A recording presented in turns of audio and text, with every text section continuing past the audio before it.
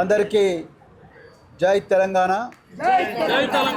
కేసీఆర్ గారు గత 10 సంవత్సరాల పాలనలో ఎంతో అద్భుతంగా ప్రపంచ స్థాయి విద్యాలయాలుగా తీర్చిదిద్దిన సంక్షేమ గురుకులాలు ఈరోజు రేవంత్ రెడ్డి పాలనలో అధోపాతాళానికి పోతున్నాయి. అదేవిధంగా లక్షలాది మంది పేద బిడ్డల జీవితాలు రోడ్డున పడే ప్రమాదం ఉన్నది అని చెప్పి ఈరోజు చాలామంది తల్లిదండ్రుల ప్రతినిధులు, తల్లిదండ్రుల సంఘాల వాళ్ళు ఇలా భారత రాష్ట్ర సమితి ప్రధాన కార్యాలయం తెలంగాణ భవన్కు వారు ఈరోజు రావడం జరిగింది.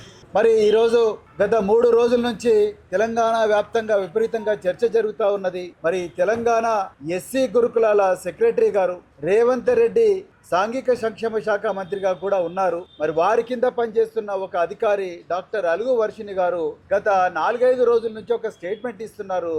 మరి విద్యార్థులు వాళ్ళ టాయిలెట్లు వాళ్ళే కడుక్కుంటే తప్పేంది అని చెప్పి మరి వారు స్టేట్మెంట్ ఇస్తున్నారు. రెండవసారి కూడా మీడియా మిత్రులకు కూడా మళ్ళీ ఆమె ఎక్స్ప్లెనేషన్ ఇచ్చి వేసుకుంటే తప్పేంది అని అంటున్నారు. ఇలా నేను రేవంత్ రెడ్డి గారే ముఖ్యమంత్రి, రేవంత్ రెడ్డి గారే సాంఘిక సంక్షేమ శాఖ మంత్రి. నేను ఇలా రేవంత్ రెడ్డి గారిని సూటిగా ఒకటే ప్రశ్న అడుగుతున్నా. అయ్యా, మీ టాయిలెట్ మీరే కడుక్కుంటున్నారా? మీ ఇళ్లలో మీ టాయిలెట్ మీరే కడుక్కుంటున్నారా? మీ పిల్లలు పోయే బడులలో పిల్లలు వాళ్ళ టాయిలెట్లు వాళ్ళే కడుగుతా ఉన్నారా? మీ మంత్రులు వాళ్ళ టాయిలెట్లు వాళ్ళే కడుక్కుంటున్నారా? కడుక్కుంటే తప్పేందని మీ అధికారి అంటున్నారు. మరి కడుక్కోవాలి కదా. నేను మొన్న కూడా స్టేట్మెంట్ ఇచ్చిన, రేవంత్ రెడ్డి గారు మీరు ఆదేశాలు ఇచ్చినందుకే ఈ అధికారి చాలా నిర్భయంగా ఎస్సీ వర్గాల మీద వివక్ష చూపుతా ఉన్నది. ఎవరి టాయిలెట్లు కడుక్కోవడానికి వ్యతిరేకం కాదు రేవంత్ రెడ్డి గారు. ఈ దేశం పుట్టక ముందు నుంచి, ఈ మానవాళి ఉన్నప్పటి నుంచి పేద వర్గాలు వాళ్ళ టాయిలెట్లు వాళ్ళే కడుక్కుంటున్నారు. వాళ్ళ టాయిలెట్లే కాదు, సమాజం టాయిలెట్లు అంతా కూడా ఈ దేశంలో వాళ్ళే కడుగుతున్నారు. మీకు తెలియకపోతే తెలుసుకోండి చరిత్ర. ఇలా వాళ్ళు ఎన్ని రోజులు రా బాబు ఈ పని, ఎన్ని రోజులు రా ఈ పారిశుద్ధ కార్మికుల పని చేయాలి, ఎన్ని రోజులు ఈ బాంఛన బతుకు ఉండాలి, ఇప్పుడన్నా మాకు మరి విముక్తి రాదా అని చెప్పి మరి గురుకులాలు పెడితే ఆ గురుకులాలను కేసీఆర్ గారు చరిత్రలో ఎన్నడూ లేని విధంగా 1000 గురుకులాలుగా మార్చి ఈ పేద వర్గాలు, ఎర్ర బస్సు ఎక్కలేని కుటుంబాలు ఎయిర్ బస్ ఎక్కాలి, ఏరోప్లేన్ ఎక్కాలి, విదేశాలకు పోవాలి, ఇంగ్లీష్ చదువుకోవాలి. ఉన్నోళ్ళ పిల్లలే కాదు, పేదోళ్ళ పిల్లలు కూడా కంప్యూటర్ ఇంజనీర్లు కావాలి, డాక్టర్లు కావాలి, కలెక్టర్లు కావాలి, ఐపీఎస్లు కావాలి, ఐఏఎస్లు కావాలి, సినిమా యాక్టర్లు కావాలి అని చెప్పి వీళ్ళ కోసం ప్రత్యేకమైన పాఠశాలలు 1000 దాకా పెంచితే, వీళ్ళందరికీ సన్నబియ్యంతో అన్నం పెడితే, వీళ్ళందరినీ ప్రపంచ స్థాయిలో తీసుకపోతే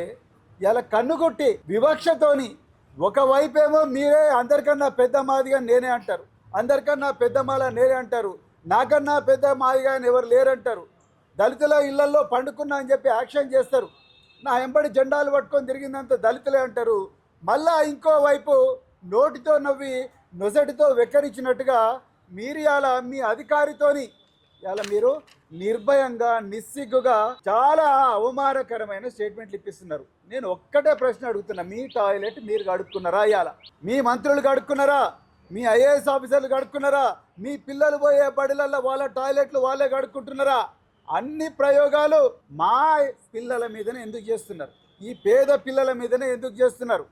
మీరు తీయండి, రాష్ట్రం అంతా ఒక జీవో తీయండి, ఎక్కడోళ్ళు ఎవరి టాయిలెట్ వాడే కడుక్కోవాలి, ఏ ఆఫీస్లో కూడా ఎవరి టాయిలెట్ వాడే కడుక్కోవాలి, హౌస్ కీపింగ్ సర్వీసెస్ బంద్, ఇవన్నీ కూడా బంద్ అని చెప్పి ఒక ఆర్డర్ తీయండి.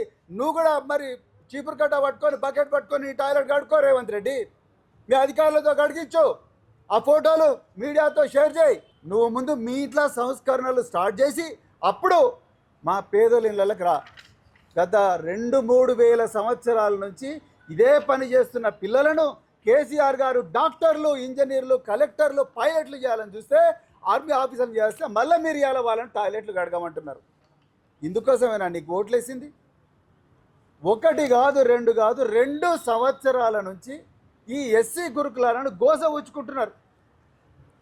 ఎందుకయ్యా రేవంత్ రెడ్డి నీకు ఎస్సీలు అంటే అంత కక్ష? ఏ గురుకులాలు కూడా ఇంత గందరగోళం జరుగుతలేదు. పొద్దున్న లేచినప్పటి నుంచి వాళ్ళ తల్లిదండ్రులందరూ కూడా కూలి చేసుకునేటోళ్ళు, వీళ్ళందరూ కూలి పనులు పోయేటోళ్ళు, వాచ్మెన్ పనులు చేసుకునేటోళ్ళు, సెక్యూరిటీ గార్డ్ పని చేసుకునేటోళ్ళు, క్యాబ్లలో డ్రైవర్ పని చేసుకునేటోళ్ళు.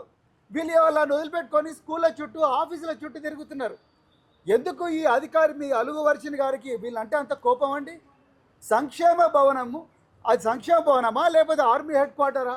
వీళ్ళందరూ ఎప్పుడైతే తల్లిదండ్రులుగా వీళ్ళందరూ పోయి మేడం మీరు మా పిల్లలకు అన్యాయం చేస్తున్నారు, అప్పుడున్న ఆఫీసర్లు ఇదే కాంగ్రెస్ గవర్నమెంట్లో ఉన్న ఆఫీసర్లు కూడా కొంతమంది మమ్మల్ని మంచిగానే చూసుకున్నారు, కానీ మీరు మాత్రం ఎందుకు మేడం మమ్మల్ని ఇట్లనే చూస్తున్నారు అని అడిగితే పోలీసు వాళ్ళని పిలిపించి వీళ్ళని బయటికి గెంటేయడం, సీసీటీవీ కెమెరాలు పెట్టుకోవడం, వీళ్ళను కనీసం కూర్చోబెట్టి కూడా మాట్లాడే సంస్కారం లేని ఆఫీసర్లను ఇవాళ మీరు సాంఘిక సంక్షేమ శాఖలో పెట్టిండ్రు. ఎందుకయ్యా రేవంత్ రెడ్డి నీకు అంత కోపం ఈ ఎస్సీలంటే?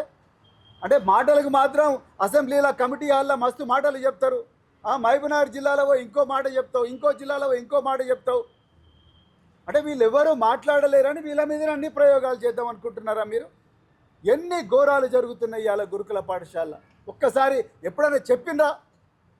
నిన్నటికి నిన్న దక్షిణ కొరియాలో అగసారా నందిని అనే అమ్మాయి భారతదేశానికి స్వర్ణ పథకం తీసుకొస్తే కనీసం ట్వీట్ చేయలేని పరిస్థితి మేమందరం చేసిన తర్వాత రాత్రి 10:30కు మెలకు వచ్చి మీరు చేసిండ్రు. కనీసం ఆ అమ్మాయికి ఒక పైసా ఇవ్వని పరిస్థితి. గత ఏషియన్ గేమ్స్లో ఆ అమ్మాయికి కాంస్య పథకం వస్తే కనీసం ఆమెకు ₹1 కోటి ఇవ్వలేని పరిస్థితి, ఆమెకు ఒక ఇంటి స్థలం ఇవ్వలేని పరిస్థితి. ఎందుకు? ఆమె బీసీ వర్గాలకు చెందిన బిడ్డనైనా మీ కోపం? ఆమెకు ఇంటి స్థలం ఇస్తే ఏం పోతున్నది నీకు? వాళ్ళ తల్లిదండ్రులు పిలిపించుకొని అయ్యా తీసుకో ₹1 కోటి, నిఖత్ జరీన్కి ఇచ్చినావు కదా, బాక్సర్కు, క్రికెటర్ సిరాజ్కి ఇచ్చినావు కదా, వీళ్ళకు కూడా ఇస్తే ఏం పోతున్నది? అంటే ఆ అమ్మాయి ఒక అమ్మాయి పేద వర్గాలకు చెందిన వాళ్ళ నాయన మల్కాజ్గిరి రోడ్ల మీద ఇస్త్రీ చేసుకొని బతుకుతాడేనా కోపం నీకు? ఇవాళ మీ అలుగు వరిసిన ఆమె గురించి చెప్పలేదా? ఈ విధమైన ఘోరాలు వందలు జరుగుతూ ఉన్నాయి.